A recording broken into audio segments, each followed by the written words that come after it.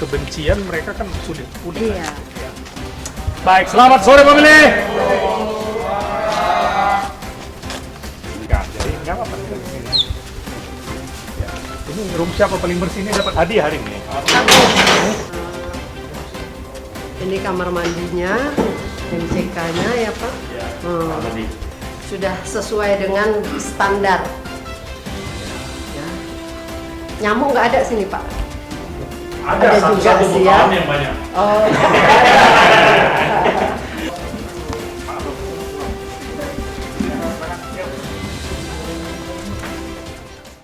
Selamat datang di Bukit Doa bersama Jakarta Observer dan Bukit Doa yang diwakili oleh Bapak Joni selaku pimpinan di Bukit Doa. Ngobrol bareng bersama Pak Bambang dan Pak Samsul di Sumut Bicara. Assalamualaikum warahmatullahi wabarakatuh. Salam, salam sejahtera, selamat sore.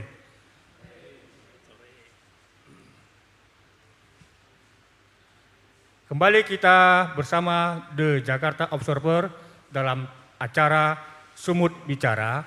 Kali ini kami, tim The Jakarta Observer, saya sendiri bersama Bambang Supriyadi Siregar ST dan rekan saya Samsul Bahri. Bersama dengan Pak Joni Saragi di institusi penerima wajib lapor Bukit Doa Dalan di desa Durenjanga, Kecamatan Pancur Batu, Kabupaten Deli Serdang, Sumatera Utara. Apa kabar pamili? Apa kabar pamili? Apa kabar pamiliku? Alhamdulillah semuanya sehat walafiat. Kali ini kita berada di sebuah pusat rehabilitasi narkoba dengan Bapak Joni Saragi. Alhamdulillah Pak, kami akhirnya sampai di sini. Setelah berkeliling, Bapak antarkan kami dari mulai pintu gerbang ke setiap segmen ruangan-ruangan yang ada. Tapi untuk lebih lanjut, kami ingin Bapak jelaskan apa sebenarnya institusi penerima wajib lapor Bukit Doa ini Pak. Mohon dijelasi Pak. Ya. Baik, selamat sore pemilih. Institusi penerima wajib lapor, kita singkat dengan IPWL, itu merupakan satu legalitas yang dikeluarkan Kementerian Sosial buat Bukit Doa untuk menjalankan layanan rehabilitasi sosial. Dalam hal ini ketika kita udah menjadi IPWL berarti kita memiliki hak, memiliki kekuatan di bidang pelayanan dan hukum terhadap orang-orang yang mengalami korban narkoba.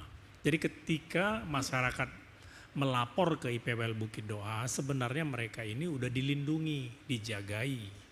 Dan apabila mereka ini boleh dikatakan silap ataupun mereka ini terjerumus ataupun menjadi korban, Bukit Doa adalah bagian untuk menolong mereka, begitu. Ya, jadi nggak perlu takut melapor ke IPWL Bukit Doa. Jadi buat semua masyarakat, marilah melapor. Kalau ada keluarganya yang sempat pakai narkoba, laporlah ke IPWL Bukit Doa, begitu. Begitu Pak.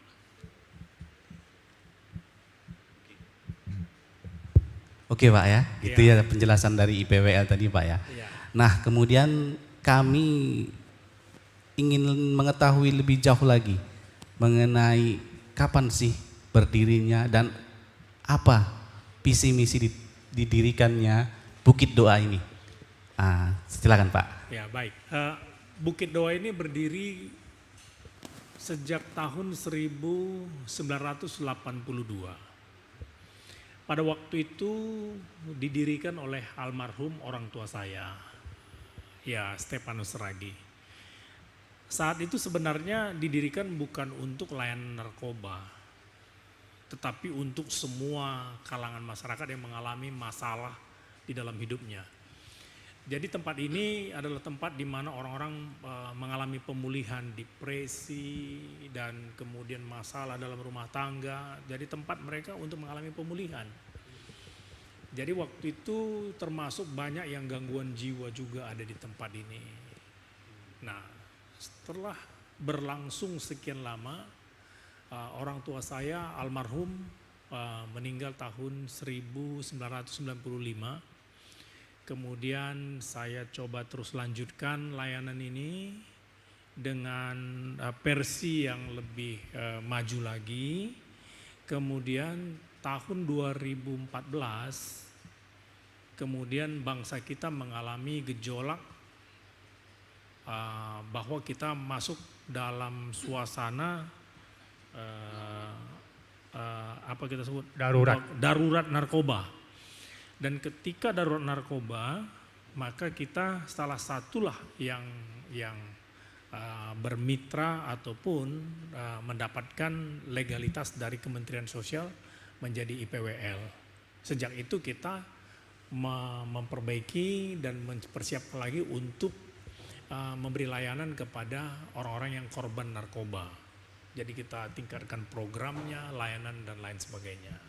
Iya Pak Joni Saragi, saya pernah dengar itu untuk panti atau pusat rehabilitasi ini ada gradingnya atau tingkatannya.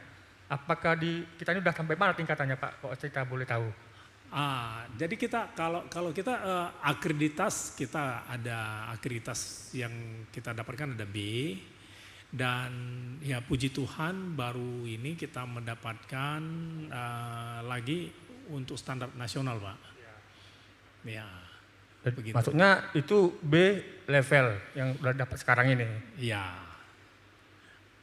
Jadi artinya Pak, kalau A itu bagaimana, B itu bagaimana, itu perlu juga kita tahu ya Pak. C juga bagaimana. Nah jadi penilaian kalau di SNI Pak ya, SNI ini memang ini kan masih satu percontohan. Nah dari tim akreditasi. Jadi Badan Sertifikasi Nasional, BSN, BNN, Kemensos, Kemenkes di dalamnya. Jadi 4 lembaga ini yang membuat penilaian. Jadi dalam penilaian ini kemarin ya puji Tuhan Bukit Doa di level 2 dan mendapatkan nilai yang cukup baik. Ya baru begitu. Jadi kalau kriterianya itu cukup banyak Pak. Jadi secara legalitas, kemudian fasilitas, kemudian SDM. Ya 3 yang utama ini yang dinilai. Untuk Pak Joni Saragi ketahuin ada berapa yang setingkat Bukit Doa ini apanya? Di Indonesia lah, tahu kan nomor 2 terkenal, nomor 3 terkenal, kan perlu tahu kita nih Pak. Wah, kita pun nggak tahu Pak, karena kita nggak terkenal juga ini. Tapi bakalan terkenal Pak ya. Ya, mudah-mudahan. Oke, karena begini Bang, Bukit Doa ini udah mungkin bukan hanya orang awam memahami. Ini kan Bukit Doa itu sudah keluar negeri itu juga ada yang mengerti Bukit Doa ini sudah terkenal sampai luar. Gitu Bang. Iya. Jadi kenapa bisa sampai terkenal sampai segitunya Bang Bukit Doa ini? Saya pun sebenarnya nggak tahu sejauh mana terkenalnya ya, kalau soal terkenal ya. Tapi kita memang melakukan layanan itu seluas mungkin. Karena kita memberikan layanan secara nasional dan bahkan juga secara internasional. Artinya banyak rekan-rekan partner kita itu sampai ke internasional, termasuk jejaring di pelayanan rehabilitasi juga. Jadi kita mengadakan studi banding juga dan mengadakan partnership dengan dalam dan luar negeri begitu. Berarti dia dari segi pelayanan ya Bang? Ya. Dari segi pelayanan ya Bang? Dari Ya. segi pelayanannya ya, oke. Jadi dengan ini kan kita layanan nasional. Artinya nasional itu kita tidak hanya memberi layanan kepada secara Nasrani, tetapi kita juga beri kesempatan untuk rekan-rekan yang Muslim. Jadi kalau untuk yang Muslim kita ada ustadz, ada koordinator untuk religi Muslim juga. Kristen juga demikian, ada pendeta, ada koordinator untuk layanan kepada Kristen begitu. Satu nih Bang, yang sangat menggelitik di hati saya ini. Waktu saya pertama kali diajak kemari untuk ke tempat Bukit Doa, asumsi saya ini tempat konsentrasi ibadah gitu. Jadi kenapa Bapak beri nama Bukit Doa? Entah mungkin lebih baik sayang anak, atau sayang rakyat, atau kembalikan ke masyarakat, atau gimana Bang? Betul. Nama Bukit Doa ini sebenarnya ketika awalnya orang tua saya berdoa di satu tempat namanya di Ungaran, dia berdoa di situ, pulang buat nama yang sama begitu. Nah, jadi nama Bukit Doa memang ada terkait dengan Alkitab. Inspirasi lah ya. Ya, jadi ketika di Alkitab itu waktu itu Tuhan Yesus berdoa di Taman Getsemani, bukan Bukit Doa Taman Getsemani, Taman Getsemani aja namanya. Jadi orang buat karena di atas bukit, dia buat namanya bukit gitu aja. Tapi ini di sini multi etnik ya, multi etnik agama juga ya di sini. Iya. Kita nasional. Nasional ya. Ya. Ada untuk etnik suku Jawa, ada Ada. Batak, ada. Karo, ada ya. Ya. Beragam. Ya, semua ada ya. Ya. Semalungun ada. Ada Siregar. Ada satu marga kita Pak ya. Sehat ya. Siregar ada. Terus agama ada Chinese belum ya? Ada. Ada Chinese, Buddha ada. Enggak ada Buddha. Hindu? Belum ya? Ya. Oke. Parmalim, Perbegu cuma nggak ada bang. Itu nggak ada di sini. Susah cari alim ulamanya. Kedepannya ini Bang, apa Abang ingin nih dari Bukit Doa ini? Mau jadi apa? Itu dari visi Abang ke depan, mau jadi apa? Ini apakah Visi misi. menjadi satu-satu terbesar di Sumatera Utara atau gimana lah? Kalau dari kerinduan kami ya, kami ingin memerdekakan agar setiap keluarga yang ketergantungan dengan adiksi narkoba dapat dimerdekakan. Jadi target kita itu ke keluarga-keluarga. Sebab itu kita memiliki misi untuk membina korban adiksi ini dengan bagaimana mendekatkan diri kepada Tuhan, itu target kami pertama. Kemudian kami lakukan juga pelayanan bagaimana membangun tujuan hidup. Karena banyak sekali kenapa orang tidak antusias, karena tidak ada tujuan hidup. Ya betul. Jadi orang kenapa pakai narkoba, nggak ada tujuan hidup. Nah sehingga mereka menyia-nyiakan kehidupannya hari ini dan tidak ada masa depannya. Nah di rehabilitasi Bukit Doa kita ajari bagaimana membangun tujuan hidup. Setelah kamu bebas dari Bukit Doa, kemana kamu? Apa yang kamu lakukan? Jadi kita bukakan wawasan mereka agar ketika pulang mereka tidak stuck lagi hidupnya, begitu. Itu yang diharapkan ya Bang? Ya, begitu. Kalau untuk keberhasilan setelah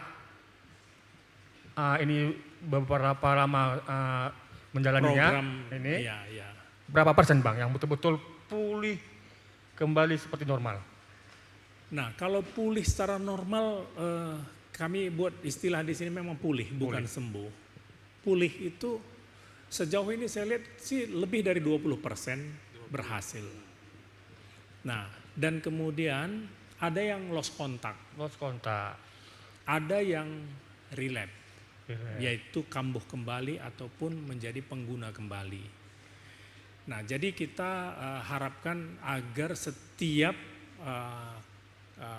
residen kita itu setelah selesai jalani program masih ada datang kemari, jangan putus kontak kan gitu ya. Nah, family selalu saya ingatkan kalau selesai dari rehabilitasi Bukit Doa, jadikanlah ini kalaupun jadi tempat pertama ataupun yang terakhir. Jadi harus dari sini putus dengan narkoba, jangan kembali lagi.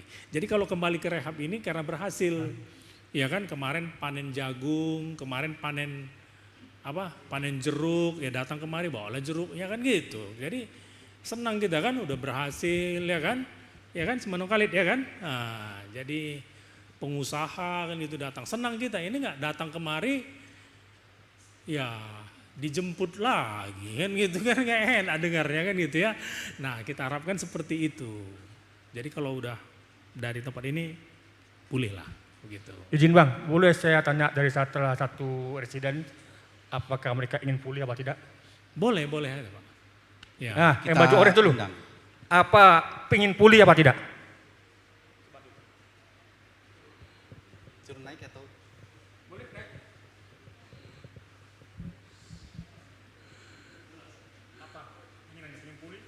Selamat siang pemilih. Ya. Siang Pak. Nah, kalau dari hati nurani saya Pak, pengen mau pulih dan sembuh Pak. Amin. Amin Pak. Tidak mau lagi Pak semenjak udah di Bukit Doa ini. Menjadi orang yang sukses. Tepuk tangan dulu, bro. Ya. Bro, kamu kemari karena apa? Karena narkoba Pak. Pakai apa itu? Pakai sabu. Sabu ya. Iya Pak. Dan kamu pakai udah berapa lama? Sudah sekitar 10 tahun lebih. Wah, 10 tahun ya, udah berkerak juga Dulu ya. badannya seperti ini atau memang masih seperti ini? Kayaknya celananya udah agak ketat kayak saya lihat. Udah gemuk ya? Udah gemuk Pak. Udah gemuk Bang. Selama di Bukit Doa Kamu ya. berapa lama sudah di Sini udah mau jalani 3 bulan Pak. Wah, 3 bulan ya. Udah udah nampak mulai perubahannya ya. terbuka pikiran itu ya. Baik. Dikit Bang, kasih pada khalayak tentang jangan narkoba. Oke, selamat sore family. Nah, buat untuk teman-teman kita yang ada di dalam ini janganlah lagi memakai narkoba lagi karena narkoba itu memang hancur di masa depan kita. Jadi untuk pun teman-teman yang di luar jangan saya mesankan jangan lagi memakai narkoba karena di dalam kehidupan narkoba tidak ada jaminan untuk perjanjian yang kelak untuk hidup. Tepuk tangan Aplaus. dulu. Iya. Ya, oke. Terima kasih. Dengan Bang apa Bang? Bang Riki, ya aduh luar biasa semangatnya. Itulah yang kita harapkan kepada semua residen ya, agar punya semangat begitu karena hidup di depan sangat luar biasa. Sangat penuh tantangan dan sangat maju. Kita ingin normal kembali ya, oke? Jadi Gimana? memang betul Bang. Pentingnya tadi ada rehabilitasi untuk narkoba ini kan. Kita kan mau buka mindset mata-mata masyarakat yang mengatakan bahwa rehab itu seperti penjara gitu kan.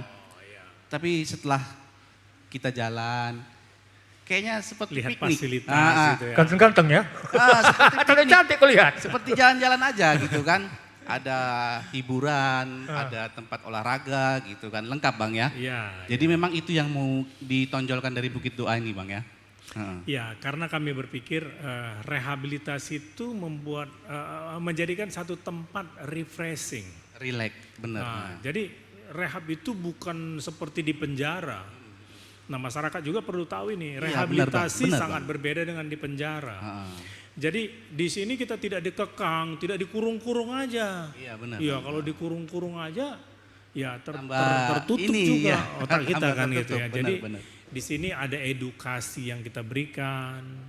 Terutama kita memberikan layanan secara religi. Kenapa kami utamakan religi? Karena masalah orang jatuh ke narkoba adalah karena tidak takut lagi kepada Tuhan, tidak hormat kepada Tuhan. Sehingga mereka maunya aja akhirnya mereka Benar, memakai Bang, narkoba. Jadi apapun agamanya, apapun religi yang dianut, mereka ini pasti tidak memiliki ibadah yang baik. Jadi kami kembalikanlah mereka beribadah dengan baik, pertobatan, itu yang pertama. Gitu ya, Bang. Nah, kemudian di sini harus disiplin, dari bangun pagi sampai tidur harus disiplin. Nah, itulah yang kita berikan dengan metode layanan program TC, terapi community. Jadi dari pagi sampai tidur ada disiplinnya. Kemudian kita ada dokter juga Bang. Ada Bang ya? Ada dokter, tapi dokter, perawat, dan psikolog kita ada. Kalau model apanya Bang, pengajarannya ada nggak model yang bersifat punishment atau hukuman gitu? Seandainya terlambat dia di push up atau dikasih apalah pengajaran yang agak Konsekuensi dari setiap kesalahan selalu ada, tapi kita tidak sebut dengan hukuman. Supaya membuat mindset itu berubah, kita sebut dengan LE, learning experience, pembelajaran. Jadi hari ini kalau ada kesalahannya berarti dia mendapat pembelajaran apa. Gitu. Jadi itu staff dapat menentukan level kesalahannya dengan pembelajaran apa yang diberikan. salah satu contoh lah misalnya. Kita kan nggak tahu nih apa yang tadi Bang bilang tuh wujudnya apa. Hari ini mungkin tadi ketika ada tim ataupun staf yang melihat kamarnya berantakan. Ya, siap. Jadi dia mendapatkan LE, ya biasanya apa itu? Hah? Apa itu, brother? Ya, jadi dia harus hari ini menunjukkan dengan pakaian yang rapi. Nah, jadi kalau dia hari ini dengan ngomong bahasa kasar ataupun tidak pantas ataupun tidak sopan, biasanya dikasih LE-nya apa? Ya, kemudian LE-nya dapat apa? Ya, jadi dia menjadi pembantu. Gitu. Ada nggak hukumannya kalau seandainya dia nggak tepat waktu, makanannya dikurangi? Oh enggak seperti Ada itu. nggak? Nggak ada ya? Berarti nggak ada itu ya? Oke. Biar di masyarakat ini jangan menganggap suasana seram. Ya. Jadi Jadi semuanya kalau tidak tepat waktu ada lagi, jadi level-levelnya ada. Kalau dia terlambat ada. Tapi biasanya apa? sebenarnya bukan hukuman ya. Kalau terlambat dia hadir.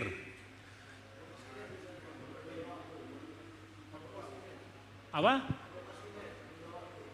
Iya, jadi setiap kesalahan ada LE yang dia dapat. Tapi sifatnya itu adalah mendidik. Mendidik. Bukan hukuman. Iya, Bukan bukan hukuman. hukuman. Membuat jadi lebih Istilah baik. hukuman kita hilangkan. Akhirnya juga udah terlambat berdoa, Bang, tapi berpakaian Bang, lebih rapi. sebelum kita akhiri session tanya jawab, kayaknya nggak adil kalau nggak kita panggil ada pemilih kita yang wanita, Bang. Yang pintar nyanyi? Bukan? Tidak, maksud kita ambil satu wanita, Ya. pengalaman dia. Boleh, Bang. boleh, Ya, boleh. ya. Biar adil ya, Oke, Bang. Tadi jadi satu laki-laki. Abang silakan duduk di sini. Baik, mari biar Boleh yang satu wanita dulu untuk saya panggil ya Sis Ayu bisa Pak Ayu ya. Kasihkan mic-nya dia. Pengalaman atau pengalaman ya, Bang? apalah harapannya lah untuk rekan-rekan di luar. pengalaman, harapan. Jadi Supaya jangan mencoba narkoba. sister Karena- ini adalah seorang mantan pecandu dan dia karyawan. menjalani rehabilitasi, pemulihan dan sekarang dia udah Bener. dipersiapkan Karena miris menjadi kita staff. lihatnya ya, Bang. Tepuk tangan dulu buat Tepuk tangan dulu Sayu. buat- Ya. Namanya siapa, Kak? Buka. Buka, Ya, boleh. buka maskernya boleh. Nah, namanya dulu. Nama saya Ayu Saskia Berustepu. Oke, udah berapa lama di sini? Saya di sini udah ada setahun, Bang. Oke, pengalaman apa yang bisa menyebabkan sampainya di sini gitu. Dan harapan dan juga himbauan buat yang di luar rekan-rekan kita para ibu-ibu ataupun cewek-cewek yang di luar sana supaya tidak masuk ke narkoba. Iya. Ya. Jadi awalnya saya pemakai narkoba. Saya make udah ada lebih 10 tahun. Sebelumnya ya, Sebelumnya sebelum kemarin. saya pakai 10 tahun. Coba-coba. Awalnya coba-coba Awalnya ya. coba-coba. Akhir kesoran ya. Akhirnya Iya, jadi ketergantungan. Terakhir itu menjadi kebiasaan saya setiap harinya hanya setiap memakai. hari ya? Iya, Oh, jadi nggak makan nasi? Makan ya? jarang. Jarang makan nasi? Jarang, karena kan kalau kita pemakai kan efeknya jadi males makan. Oh iya, oke. Iya. Itu dampaknya, oke. Iya. Terus Meninggalkan kebiasaan yang baik, jauh dari keluarga, menjauhi dari keluarga. menjauh. Ya, Jauh dari Tuhan. ya, jauh dari Tuhan. Nah sekarang kakak lah sebagai mantan, apa himbauannya kepada khalayak yang di sini dan yang di luar tentang bahaya narkoba? Ya, jadi buat semua family, Ya. untuk semuanya pesan saya, kita udah tahu nih apa yang udah kita perbuat dulu. Kita udah tahu efeknya, kita udah tahu apa yang Boleh menangis kita nggak apa-apa, rasakan. jangan ditahan. Nangis saja nggak apa-apa. Nangis saja nggak apa-apa. Boleh, jangan tahu ditahan. ya? Iya. Abang ini kok Saya tahu ya? tidak mau menangis soalnya nih. Mau menangis tapi ditahan. Menangis saja nggak apa-apa. Menangis saja. Ini disaksikan ribuan manusia bahkan ditahan. Jutaan Oke. nasional loh. Iya, silakan. Ke Jakarta Observer Gak apa-apa. nasional. Iya, karena memang narkoba ini betul-betul Jahat mana ya? Merusak. Ada di satu titik itu kayak semua orang itu pergi meninggalkan saya. Oke, benar. Dalam satu hari itu semua tuh pergi. Saya tuh pernah ngalamin yang buka tahun, ulang tahun, itu di kamar sendiri, nggak ada satu orang pun. Saya telepon juga nggak ada yang ngangkat. Oh kok gitu. Iya, Semua semua menjauh. menjauhi saya, orang tua semuanya.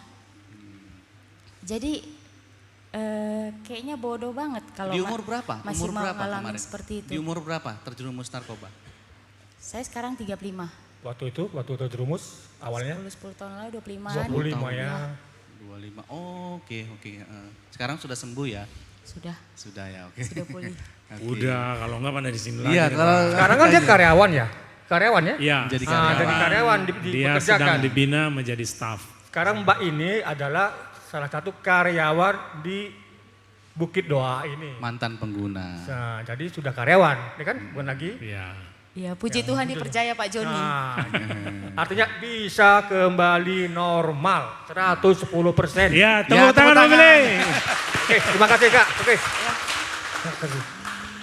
Ya, terima kasih. Kak, siapa tadi? Kak Ayu. Ayu. Kak Ayu. Dari namanya aja cantik deh, Pak. Iya. Jadi kesimpulannya tadi Pak Samsul dan Pak Joni, jangan pernah coba-coba narkoba. Iya, Iya. jangan pernah coba-coba. Itu Awalnya memang awal. adalah coba-coba, akhirnya kesuran Iya. dan bingung melepaskannya.